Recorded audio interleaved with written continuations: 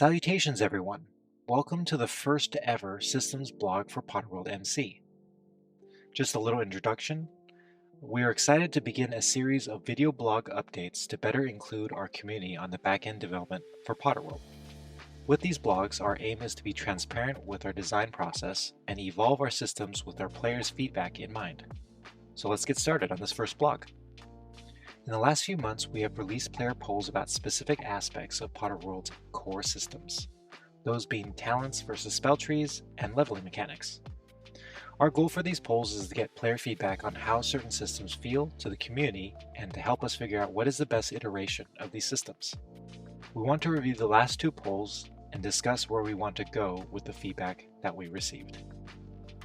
So for the first poll, we had leveling mechanics. The first option was choosing your spells to learn as you leveled up, using the academics credits. Option 2, leveling up rewards you with predetermined spell. That's our current system. For the results, 241 votes went for choosing spells as you leveled, 84 votes for predetermined spells as you leveled, and 30 votes for a new system. For the insights, we found that players enjoyed the freedom to build the witch or wizard that they choose to be. Freedom to choose prevents confusion of receiving a random spell in your hotbar. Instead, they can study and understand their spell before they select it. Our second player poll was talents versus spell trees. Option 1 was preference for the current spell tree system. Option 2 was preference for our older talent system. For the results, we had 114 voted for spell trees, 260 voted for talents, and 12 voted for removing both systems.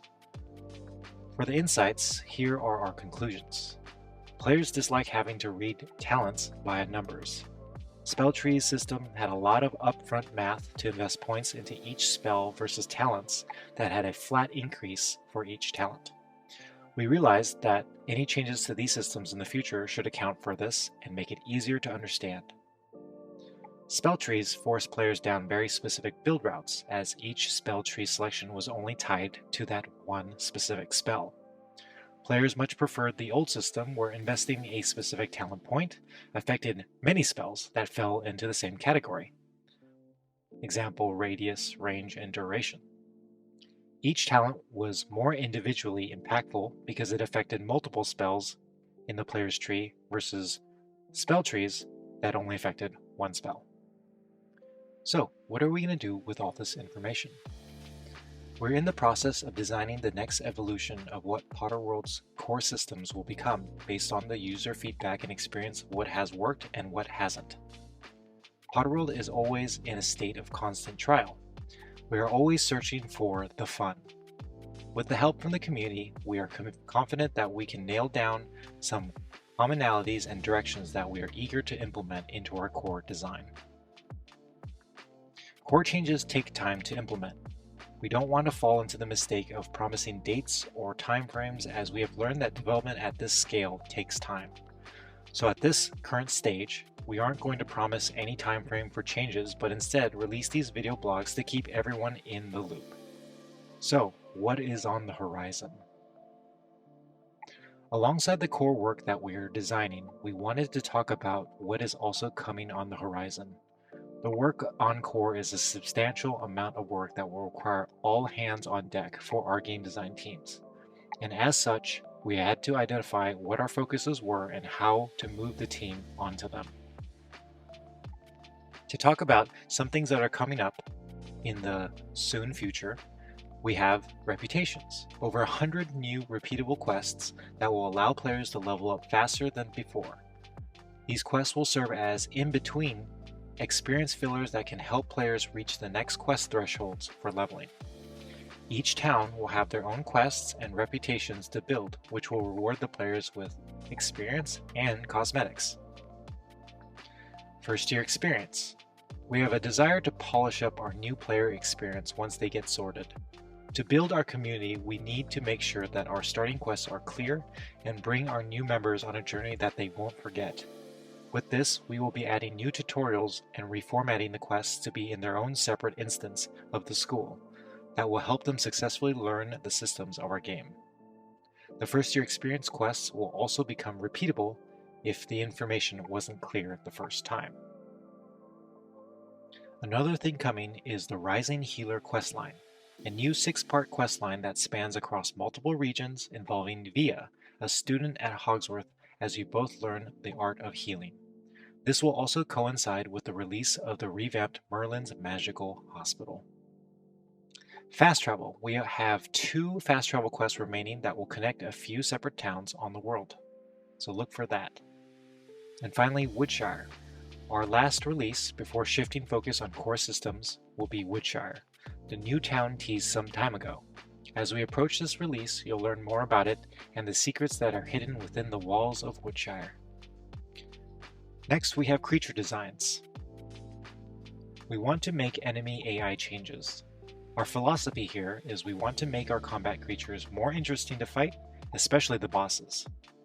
We want to give them more readable abilities, better movement, and more interesting openings for attack. Here are some examples of some concepts that we've been working off of. The idea with the shapes you see on the right is that the mob would be the black dot in the center. The mob would then warn the players that it is about to do an attack, show the shape of the attack before it releases the spell. This will give players time to get out of the way and counterattack. On the left, you'll see some of the shapes we've been playing with magic. These would be the warning shapes before the spell's released. We're hoping with this philosophy, our bosses will become more interesting to fight, and our mobs and our combat more fun. Next on the horizon, we have tech. Our development team has been hard at work with many requested features and fixes. The dev team will be releasing their own dev blog to talk more in detail about the changes coming. They'll give regular updates from the dev blog and give more details and insights on development for PotterworldMC. Next, we'd like to talk about roleplay. As time has gone by on Potterworld, we have tried many different elements of gameplay. From roleplay to quests, academics, events to live events, we were all excited to try out all different styles of interactions with our community to find the fun. With a few years under our belts now, we have discovered that we love creating content that is evergreen, which means it's always on the server or it comes back every year and can be enjoyed by all of our players, old and new, into the future. We want to shift our focus to solidifying the core systems of our server and implement the learnings we have obtained over the past few years. Because of this, we've made a difficult decision that following the end of Chapter 3 of Roleplay, we'll be merging the Seer and Unspeakable teams together to work on the future of the server, and more specifically, the long-awaited main storyline, which will have much more details to share in the future. We need the story expertise of the Seer team to be able to achieve an excellent storyline that all players will be able to enjoy. You'll see more of the kind of expansive storytelling the team can do when we release Woodshire later this year. So, what does this mean for our avid roleplay community? We firmly believe that roleplay doesn't need to be run in an official capacity to thrive. The roleplay community on Potterworld is one that is very passionate, and we firmly believe that that community can continue to tell their own story within our world. Create your own storyline involving the vampires or werewolves. This is your story, and your world to play and imagine in. Here are some closing thoughts. This is the first video blog of a series for what is on the horizon for Potterworld. Today we want to set the expectations for what these blogs were going to be about and set the framework for the more information come each blog. We're excited to begin this new era of transparency with our community and hope that we can evolve Potterworld's gameplay into something that everyone loves and is proud of. We thank you for your time, thanks for watching, and look for the next blog.